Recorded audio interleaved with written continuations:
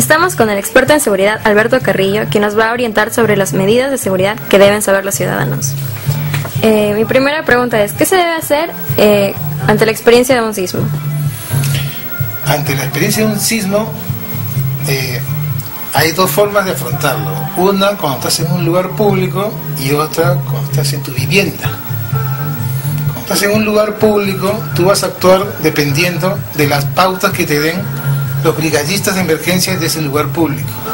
¿Quién es un brigadista de emergencia? Es una persona que ya ha sido designada para que actúe en un caso de una emergencia, en este caso un sismo, que van a ayudar a todas las personas que están en ese lugar de visita, que están visitando ese centro público, y los van a guiar a un lugar donde puedan apostarse y no les suceda ningún accidente o algún problema que tengan con algunas cosas que puedan accidentarlos.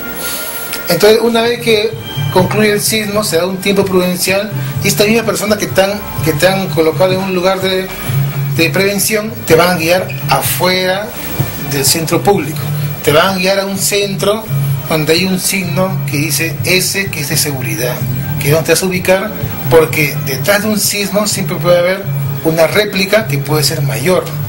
Por ejemplo, el sismo puede haber sido de 4.5 y la réplica puede ser mayor hasta 8, que ya es un terremoto fuerte, que colapsan muchos locales, por eso que uno ya debe estar fuera del centro público. Una vez acaba todo ese tiempo que dicen, bueno, se acaba todo y todo el mundo puede ingresar de nuevo local o retirarse. Es una forma de afrontar un sismo en un lugar público. Afrontar un sismo en un lugar que es tu vivienda o una casa de parientes o un lugar privado, ¿no? En esos lugares hay pocas personas realmente que residen, ¿no? Es tu familia, 4 o 6 personas. Entonces, normalmente la gente cuando está en ese momento en su casa siempre sale corriendo a la calle, que es lo que no deben hacer.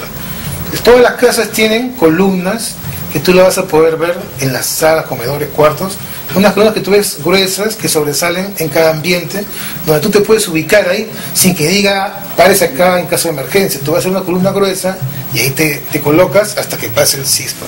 Esperas unos 2-3 minutos y luego ya bajas las escaleras y sales afuera.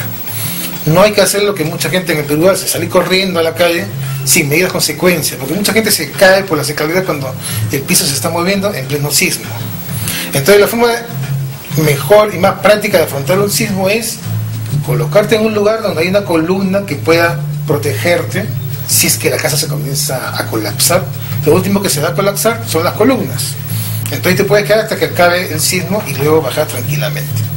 Esa es la forma de afrontar un sismo en una vivienda y en un centro público. ¿Y qué se debe hacer frente a un incendio? Frente a un incendio, en un lugar público o en un lugar privado. Vamos a empezar por el privado, que es, por ejemplo, nuestro caso, que es casi siempre, ¿no? Ustedes son jóvenes universitarios que no trabajan, creo, entonces siempre están en lugares privados, ¿no? Por ejemplo, en tu casa, lo óptimo sería que tú te hubieras comprado un extinguidor. Un extinguidor es una caja, una metálica, un cilindro donde tú puedes utilizar mediante una manguera y una válvula y apagar un fuego. Si no lo tienes y empieza el incendio, en realidad el incendio es cuando ya todo se ha prendido y todo está en llamas. Pero la palabra exacta es el inicio del incendio. Se llama un amago o inicio del incendio cuando recién, por ejemplo, tu hermano, por ejemplo, pues prendió un cigarro, se olvidó, lo tiró al sillón y se comenzó a prender el sillón. Ahí todavía no es un incendio. Si está iniciando un incendio en toda tu casa. Entonces tú, por ejemplo, ¿ahí qué haces? Si es un sillón, no vas a poder cargar un balde de agua y apagarlo, porque cuando tengas el balde cargado de agua, ya el sillón ya se prendió y ya no vas a poder controlarlo. Por eso que te digo que lo óptimo sería que tu casa tuvieras un extinguidor. Un extinguidor de 6 kilos es suficiente. Con eso, si tuvieras un extinguidor en ese momento, vas al lugar del extinguidor, lo descuelgas y aprietas y se apaga inmediatamente, se acabó. ¿Ok? En un lugar público, si tú ves que se presenta un inicio de incendio, lo que tú tienes que hacer es ir directamente a donde están los vigilantes, el personal de seguridad de ese local, e indicarles dónde se ha presentado la emergencia para que ellos vayan con su extinguidor y apaguen el incendio. Y se acabó tu problema. Tú no debes actuar, porque en ese lugar del centro público siempre hay personas que son responsables y están preparadas para utilizar un extinguidor en casos de emergencia. Esas son las dos. ¿Y cuáles son los conocimientos básicos que deben tener los ciudadanos sobre primeros auxilios?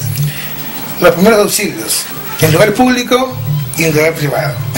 Vamos a empezar con el público, que es más fácil. En el lugar público, por ejemplo, tú estás con tu mamá, tu hermano o tu prima, ¿no? Están yendo, entonces uno de ellos, por ejemplo, pisa mal y se rueda las escaleras, y cae al piso, y se desmaya, o se rompe la cabeza. Uno de ustedes tiene que ir a buscar donde va a ser personal de seguridad que les digo, para que ellos vayan con su botiquín de primeros auxilios y lo asistan a tu pariente que se ha accidentado. Mientras otro personal de ese mismo lugar que ya sabe qué debe hacer, van a llamar a los bomberos o a una clínica para que también vengan y apoyen, porque lo que va a hacer estas personas del local, desde el centro público, es hacer los primeros auxilios, o sea, significa los primeros que llegan a ver el accidentado, pero la persona que es experta en esto es un médico, entonces hay que llevar a una clínica, a un hospital. Entonces, pero los primeros auxilios son en ese momento, que es muy importante, porque si tú no lo atiendes, de repente cuando llegue ya el médico, ya falleció o ha sido peor el problema. Se podría evitar con unos primeros auxilios. Entonces solamente te dedicaría uno a que tú actúes avisando al personal de seguridad, para que esa persona de seguridad vaya y atienda a tu pariente, porque ese es un centro público, ¿ok? En tu casa, por ejemplo, estás ahorita en tu casa, esta es tu sala, estás conversando con tu familia, entonces tú dices a tu hermano, trae un vasito de agua, se levanta y se resbala y se golpea contra un aparato que hay ahí, que es una bicicleta, que no sé por qué está en la sala. Bueno, se golpea la cabeza y se sangra la cabeza, ¿no es cierto? Entonces, ¿qué es un primer auxilio? ¿Qué es un primer auxilio? Es y dice, hermanito, siéntate en la silla. ¿Puedes caminar? Sí, siéntate ahí tranquilo, no te toques. Y decirle a tu prima, por favor, tráeme un pañuelo o algo con agua, y le detienes el hemorragia. Tío, abuelo, no sé quién, llamen a los bomberos o a una clínica. Porque si está sangrando demasiado, ese trapo que le estás poniendo en la cabeza no lo va a completar, a curar. Simplemente vas a evitar que salga sangre en muchas cantidades. Porque una vez que haces un hueco en el cuerpo, la sangre sale y no hay forma de detenerla. ¿Sí? Ese cuando es un sangrado. Por ejemplo, si tu hermano se levanta y se para eso, se desmaya. Entonces, ¿sabes por qué se desmaya? ¿Quién no? Lo primero que tenemos que hacer es tomar el pulso o ver si respira. ¿Conoce los primeros auxilios? Entrevistadora. No. Algo. Entonces, mira, por ejemplo, tu hermano, si alguien se desmaya, dice, ¿por qué se ha desmayado? Primero hay que ver si todavía qué tiene, ¿no? Si de repente se está muriendo, no sabe de qué, se ha atragantado. Entonces tienes que acercar a su boca y ver si tiene un aire que bota un vaho, así. Tienes que sentir si está respirando. O si no, ves su pulsación en la barriga. Bueno, tengo la barriga un poquito gorda, ¿no? Pero la gente siempre tiene una vibración en el estómago cuando está vivo. Es una forma de respirar. ¿Sí? Una vez que haces eso, trata de ponerlo boca arriba, nunca boca abajo. Tampoco quiero que lo cargues y lo pongas en un sillón. Déjalo extendido, lo volteas, y si tú ves que, por ejemplo, hay veces que por ejemplo, hay gente que se queda paralizada con los ojos abiertos, ¿no? Y tú piensas que está despierto, pero no, ha tenido un síncope y se ha quedado así colapsado. Entonces el único modo que tú puedes ver si realmente la persona puede atenderte es, si estás sin lentes, ¿no? Sacar los lentes y acercar tu dedo índice, muy suavemente a su cara, a sus ojos así. Si llega y hace así, tilda, es porque está consciente. Entonces ahí te tranquilizas y llamas a una ambulancia o que tú desees para que lo atienda. Pero si tú te pones el dedo ahí y no se mueve, ya debes preocuparte. Entonces trata de abrir la barriga, disculpa, trata de abrir la camisa o el polo que tenga para que pueda tener un poquito de espacio para que pueda respirar. Porque de repente se está asfixiando. Disculpa la palabra de la barriga. Es que me miré y la barriga me acordé. Esa parte debes evitarla. Entonces, trata de que tenga un poco de aire, ¿sí? Lo pones en un lugar y llama igual a un médico urgente. Porque si la persona no reacciona con lo que tú estás haciendo, está con los ojos abiertos, es que ha tenido un colapso peligroso, porque es un colapso cerebral. La otra emergencia que podría suceder es... Bueno, acá te voy a aprovechar para decirte, hay dos clases de situaciones, ¿no? Emergencia y urgencia. Por ejemplo, tu hermano me dice, ay, hermanita, me duele la muela. ¿Esa es una emergencia o una urgencia? Es una urgencia porque urge de que le saquen la muela o le pongan un medicamento. Pero no es una emergencia que es de vital importancia para su vida. Entonces hay que definirlo, ¿no es cierto? Si por ejemplo se cae, se pone un moretón en el brazo, es una urgencia que se cuida con algo suave. Entonces en este caso de emergencia. ¿Qué otra emergencia podría haber? Atragantamiento. Están almorzando, entonces tu hermano que le gusta comer mucho y muy rápido, se atraganta y comienza a toser. Entonces lo primero que se hace es decirle lo que dicen todos los viejitas: levanta los bracitos y respira. Pero no solamente es eso, hay una mecánica que hay que aprender. Para esto hay que seguir unas clases de primeros auxilios, donde se le presiona de la parte de atrás para que él pueda tener una respiración mejor. Y si te ha comido algo, si tú le preguntas ¿qué te pasa? Y no te puede responder, es porque tiene algo acá, algo sólido. Si te dice ¿qué quiero?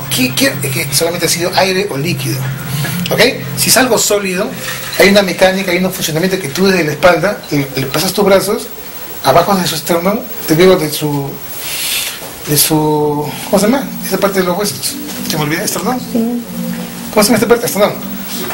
Presionas con un dedo, empujas hacia abajo y le botas todo lo que tiene en la boca. Son formas que tienes que aprender. Los primeros auxilios siempre recomiendo que cualquiera no introduzca en ese campo sin haber estudiado, porque a veces en lugar de hacerle un bien, le des un daño. Puedes inclusive hacer eso, puedes asfixiarlo, entonces se muere. ¿Ok? Entonces, ¿qué otra pregunta más quisiera hacerme? Porque esta última está en media línea. Tiene que seguir una temática. Primero auxilio siempre no recomiendo que usen. Ya. Y respecto al botiquín, ¿qué debe contener y en qué lugar debe estar? Bueno, ahora con esto de que Lima va a tener un sismo de gran magnitud, no solamente recomiendo que haya un botiquín, sino accesorios de utilización en los primeros momentos después de la catástrofe, ¿no? O sea, yo recomendaría que tuvieran un maletín como de viaje cerca a la puerta de tu casa. Bueno, no tan cerca, ¿no? Porque después te puede caminar solo, ¿no? Un maletín donde contenga frazadas, linterna, una radio, comida en latas que no sean perecibles, de leche, bidones de agua San Luis de 3, 4, 6 litros, no sé. Tener una prevención, por si por ejemplo es una catástrofe tremenda donde las casas no van a quedar paradas. Entonces, pues tienes que tener un modo de subsistencia por lo menos. Y junto a eso, un botiquín. ¿Qué debe tener un botiquín? Lo básico es alcohol, agua oxigenada, tijeras, gasa, yodo, esparadrapo, pastillas para el dolor. A veces uno siempre le da dolor porque después tiene un accidente, ¿no? Pastillas para el dolor, para la cabeza, para la fiebre, un termómetro y algo más que de repente me estoy olvidando. Pero te pongo una relación exactamente qué es lo que debe tener un botiquín. Y todo eso debe estar en un lugar accesible a la salida de tu casa. No te digo que lo pongas a la puerta de tu casa, ¿no? Pero no te digo que, por ejemplo, no quisiera que lo pusieras, por ejemplo, al fondo de tu casa, donde cuando sucede el accidente no vas a tener acceso. Eso es lo que se recomienda. 2 valijas, una con cosas que van a poder utilizar si que desgraciadamente la casa colapsa, y otra que te sirva de emergencia. ¿Ok? No hay que olvidar los alimentos que no son perecibles en latas, conservas, leche, duraznos, no sé, lo que tú creas. Y la otra, como taparte en una intemperie. Por ejemplo, hay un terremoto en julio que justo es invierno, necesitas frazadas, mantas, unas colchonetas y tus primeros auxilios. Creo que eso es todo. Ya, muchas gracias por la entrevista. De nada.